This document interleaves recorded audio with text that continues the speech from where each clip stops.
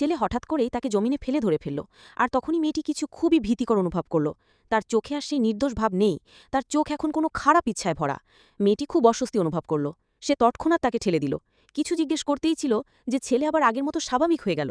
কিন্তু রাতে যখন মেয়েটি ঘুমাচ্ছিল, ছেলে চুপচাপ এসে তার বিছানায় শুয়ে পড়ল। সে ধীরে ধীরে মেয়েটির শরীর ছুতে লাগল।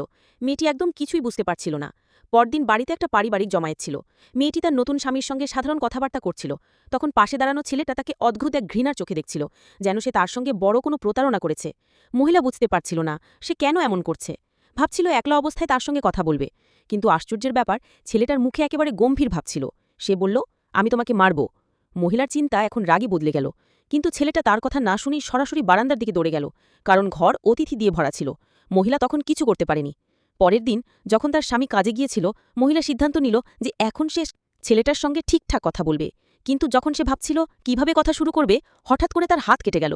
নিচে দেখল তো, জানল পিয়ানোর চাবির মাঝে একটা রেজের ব্লেড আটকে ছিল, যে পিয়ানোটা ছেলেটা প্রায় বাজাত। তখনই সে নিশ্চিত হল এটা ছেলেটার কাজই।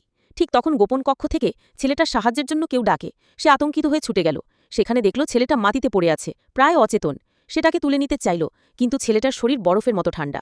মহিলা ভাবল হয়তো তার জ্বর, তাই তাকে বিছানায় শুয়ে দিল আর ওষুধ আনতে গেল। সে তার ঘরে গেল। যখন সে তার ড্রয়ার থেকে থার্মোমিটার খুঁজছিল, তখনই তার কিছু আরেকটা জিনিস পেল। তার যে অন্তর্বাসটা ছিল, যা সে ভেবেছিল কোথাও হারিয়ে গেছে, তার চিন্তা করার সময় ছিল না। সে সেটা লুকিয়ে দিল। থার্মোমিটার নিয়ে ফিরে ছেলেটার কাছে গেল। ছেলেটা ধীরে ধীরে কিছু বলছিল, তার কণ্ঠস্বর স্পষ্ট ছিল। মহিলা কাছে ঝুঁকে তার কথা শোনার চেষ্টা করল। ঠিক তখনই ছেলেটা হঠাৎ করে চোখ খুলে ফেলল। মহিলার মাথার আগে ঘুরে গেল। সে সরাসরি তাকে খুঁজতে বেরিয়ে পড়ল। কিন্তু লিভিং রুমে গিয়ে দেখল ফ্যামিলি ফটো ফ্রেমটা ভাঙা করে আছে। সেটা তুলে নিল। ফিরে এসে রেগে রেগে ছেলেটাকে ডেকেছিল। ছেলেটা সামনে এলো, কিন্তু সে কিছু বলার আগেই ছেলেটা পালিয়ে গেল আর জোর করে তাকে পিছনের উঠোনের দিকে টেনে নিয়ে গেল।